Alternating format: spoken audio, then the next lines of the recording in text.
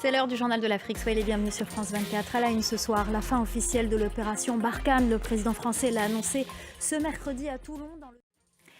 Emmanuel Macron était à Toulon, dans le sud de la France, ce mercredi. Il a présenté la nouvelle stratégie française en matière de défense. Il en a profité pour officialiser la fin de l'opération Barkhane. La réaction à cette annonce du président français au Tchad, pour le ministre tchadien des Affaires étrangères, ce n'est pas une surprise. Écoutez-le, il s'exprimait au micro de notre correspondant Mamadou Djitembey. La situation sécuritaire dans l'est de la République démocratique du Congo est toujours aussi préoccupante. 3 personnes ont été tuées et un centre de santé incendié.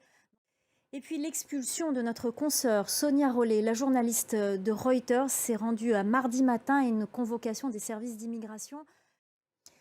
On en vient à ce projet de plus en plus décrié par les ONG. Il s'agit d'ICOP, le pipeline chauffé, le plus long du monde. Sa construction va bientôt commencer pour acheminer du brut entre l'Ouganda et la Tanzanie. Mais de nombreuses voix s'élèvent pour dénoncer des conséquences désastreuses sur l'environnement et les populations locales. Reportage de Julie Chouteau. La répression au Tchad, les 2 principaux leaders d'opposition, Succès Masra et Max Louangar, ont annoncé que leur mouvement avait demandé à la Cour pénale internationale de La Haye d'enquêter sur... En bref, la reprise progressive des vols de la compagnie aérienne Kenyan Airways à l'aéroport de Nairobi. Aujourd'hui, les Sénégalais ont eu la sensation que le ciel leur tombait sur la tête. Sadio Mané, la star du football, pourrait être forfait pour la Coupe du Monde. Il s'est blessé à 11 jours du début de la compétition, touché au tibia lors d'un match avec le Bayern.